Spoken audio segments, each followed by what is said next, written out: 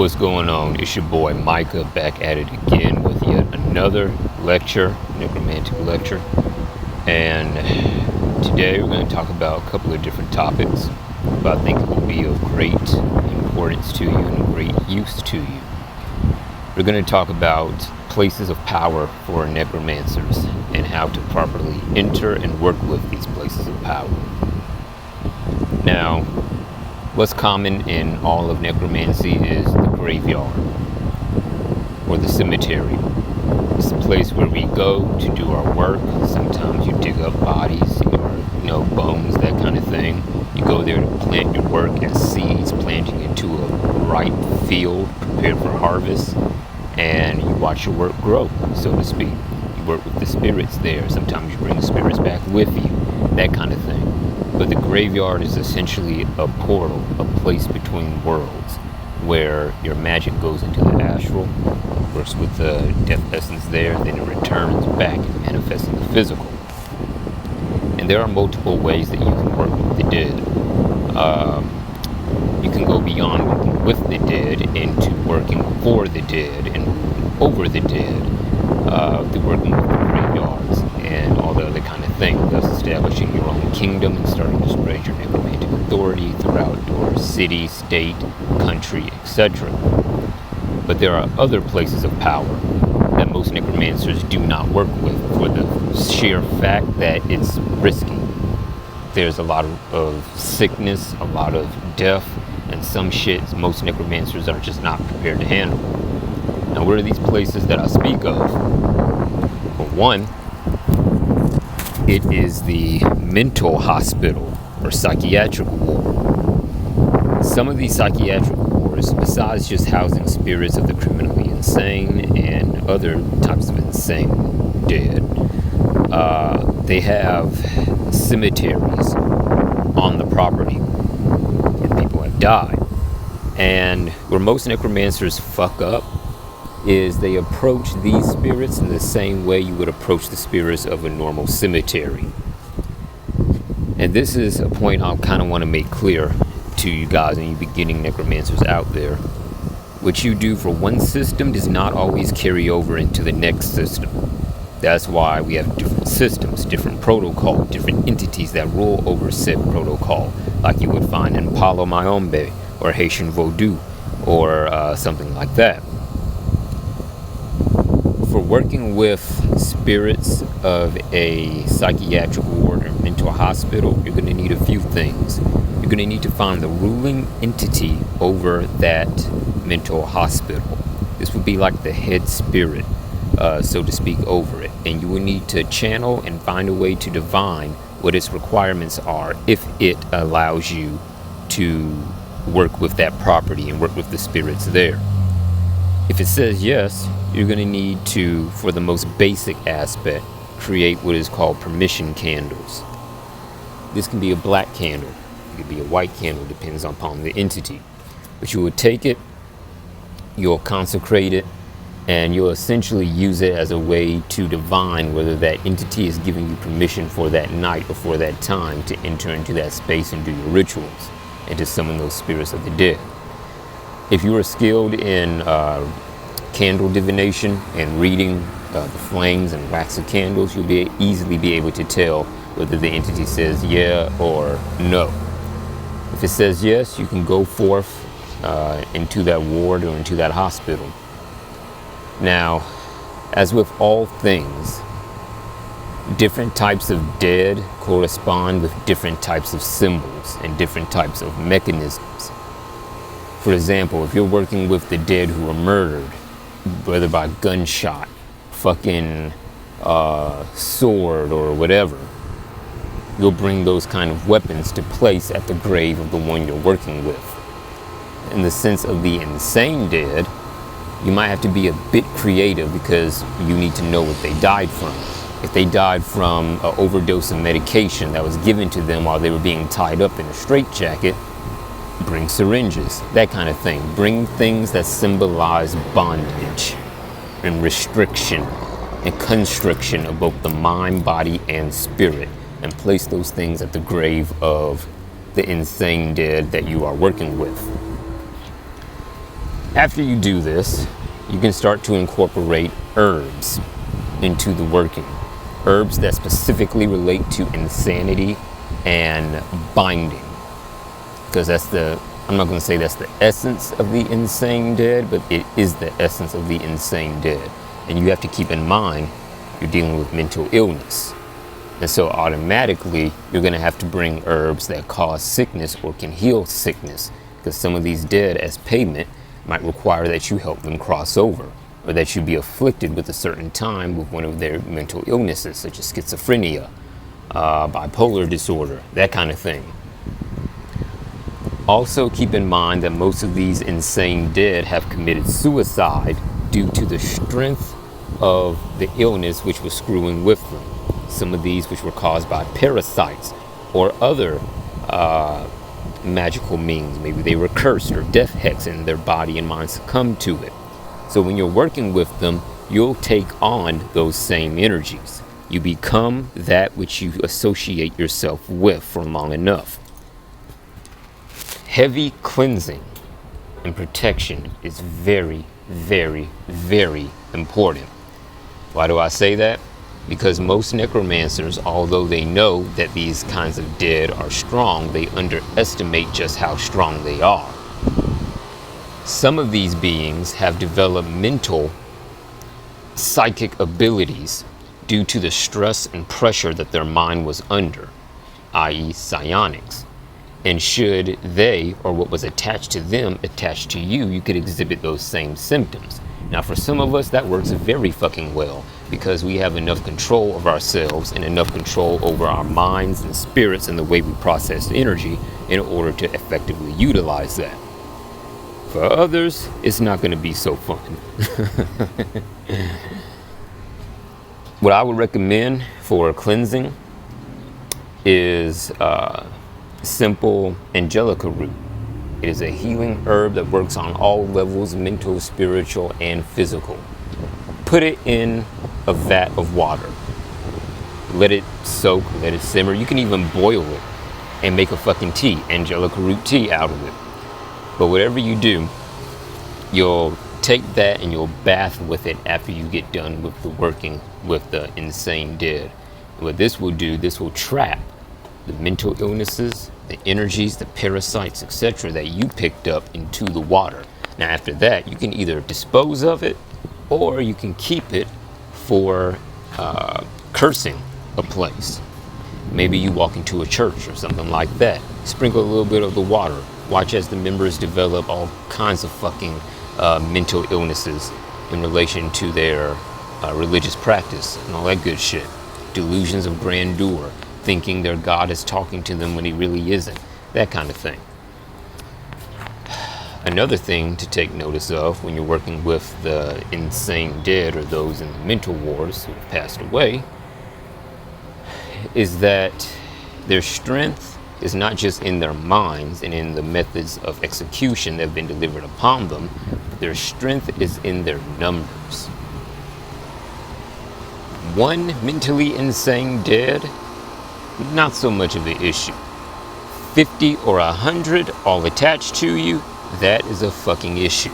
So you need to be very careful and retain situational awareness about your place in that hospital, in that graveyard, that kind of thing.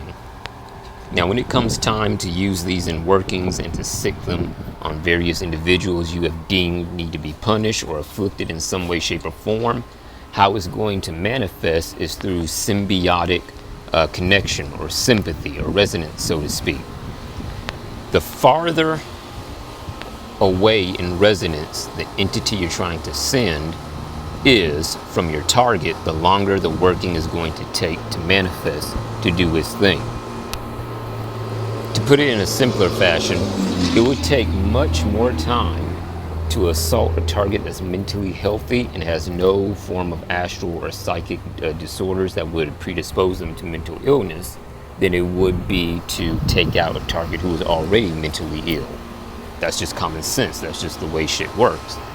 And so when you attach the spirit to the entity, what you'll find is that the entity will start vamping off of the mental energies of the person you attacked. This will result in a clouded mind. It will create an opening or a tear in their mental body, sometimes to such a degree to where the entity can actually enter in and fucking possess them. They have a whole other mind, so to speak. They start to develop schizophrenia. They start to develop other disorders such as autism. And if they were cursed, those same curses that are binding them and keeping them restricted in the state that they are in will start to seek out and manifest in the life of your target. And if you do this the correct way and do it well enough, your target will experience the same fucking fate as the person or the insane dead that you set upon them. It all sounds very fucking easy, and I know there is a lot that I'm leaving out, but I'm leaving it out for a reason. Because this is some high-level dangerous shit. Most necromancers really underestimate just how intense this work is, because we do it like all the fucking time, almost like 24/7. So we're gonna put a pin in that. We're gonna leave that there for a minute, and we're gonna move on to the next place of power for necromancers: the church. Yes, I said it. The church, the Christian church, the fucking Muslim temples, the mosque, all that shit. Why do I say these are places of power for necromancers? Because Christianity, first and foremost, is a death cult. If you look at the logic of it, you will see this for yourself. Christians worship a man who died and who self-resurrected, whose will was so strong that he self-resurrected, essentially mastering necromancy. When Christians pray, they are worshiping death in the form of a salvific or savior type figure. What this does is it saturates their church with so much death energy that it changes the neurological processes in their brain, thus inducing slavery. That's why you hear most left-hand path magicians refer to the Christian God as the slave God or the tyrant God. It's a mental manipulation, so to speak, which is actually a form of insanity. Keep that in mind. Now, when you go into a church, the first thing you're going to feel is all the holy celestial essence that is there. There are ways to get past that so you can dig into the deeper core. You can use sigils, cleansings, demonic incantations, all that kind of thing. But once you do and you bring the place to a neutral level, if you really pay attention and feel it, from what the preacher is preaching to the choir singing and all that, you'll start to sense the subtle levels of death in the place. And from there, you can use sigils and talismans or call upon spirits to amplify that to such a degree to where you can have your spirits fucking turn the Christian sanctuary into a necromantic sanctuary. Very similar to how witches reside in the forest so that the trees and plant life take on the brunt of any curses thrown at them. That's a topic for another video. But you can do that same concept and same principle with religious institutions. So when you're cursed, the entire building and all the people in it and the energies and their deity to a degree act as a shield for you. And you can also use their combined psionic, mental, and spiritual death essences to enhance your curses. This is especially useful if one of your targets is a preacher, or if one of your targets is another member of the congregation who might be going to the witch doctor every Sunday to try to hex you. We're going to get on that topic shortly. That's a conversation almost no one is ready for. Now, in terms of protocol for working with church or holy death spirits, the protocol is very rigorous. Depending on what system you're working with, you might have to put out 2 candles and an offering or some shit like that. You might have to spill blood or whatever. Since it's a church, you kind of have free reign. But there are spirits of the righteous dead that dwell there. So you do want to bring an offering, maybe like a white candle to represent ascension, them crossing over into the next life. On that note, The righteous dead can be just as vicious as the unrighteous dead. Please be aware of that. Don't go in there thinking that just because it's a holy entity or a holy spirit of the departed that they can't do shit. They can do some vicious fucking stuff. Also, spirits of the righteous dead can be transmuted through death essence and evolved into something productly different, thus becoming stronger and more powerful, because that holy essence that they carry within them is already powerful, it's concentrated, it's pure, it's focused. When you add death essence to it, it amplifies it, it makes it more violent. So their whole psychology, their whole energetic cosmology changes. The way they think, the way they see things, their spark of divinity tends to be chained when you're doing this. That's the part of them that gives them sentience, and so they therefore come up under your command. If you have multiple churches, or you basically live in the fucking Bible Belt, like, you know, I'm here in Texas, which is like the fucking heart of the Bible Belt here. We got churches on every fucking corner. You can go into these churches and fucking create a network or a labyrinth, just like you would with the graveyards, and therefore you have more power. Not only does that celestial essence not bother you, you have those celestials under your control and your command, plus you have the bolstered essences of those who are members of that church die. So you essentially start to dominate and rule the city or state that you are in. Moving on from that, another place of power for necromancers are the fields of war. Actually, not even fields of war, funeral homes. That's like the most obvious fucking place of power. But the protocol there is very strict, so to speak. If you follow it correctly, you will be brought very fucking close to the death essence. Like, very fucking close. That's why, you know, you dress in black, following that dress, that color resonance protocol. That's why you turn off your fucking phone or put it on silent, showing respect for the dead. It's the little things that go the long way in necromancy and allow you to see some really weird fucking shit. For example, I remember going to one funeral in a Christian church where there was no death essence. As ironic as that fucking sounds, you will encounter situations like that. Somebody that was there, that was a witch, she consumed all the death essence that was in that place. There wasn't even none radiating from the fucking corpse that was in the fucking coffin. So again, situational awareness, being aware of your surroundings, being aware of who is at the funeral, who is next to you. Because the most holy Christian might be the most fucking darkest necromancer. You can't be deceived by appearances. You feel me? Now, in terms of funeral homes, if you are a mortician and, you know, you work with that kind of thing, and you also delve into necromancy, the possibilities are fucking endless. You could start reanimating corpses. You could start doing all this other kind of shit. You just gotta know how to fucking get away with it. There was this company in Arizona that was literally doing the same thing. They were stitching people's body parts together that did not belong together. Literally creating golems out of motherfuckers. Unfortunately today, and I do mean unfortunately, they have been shut down.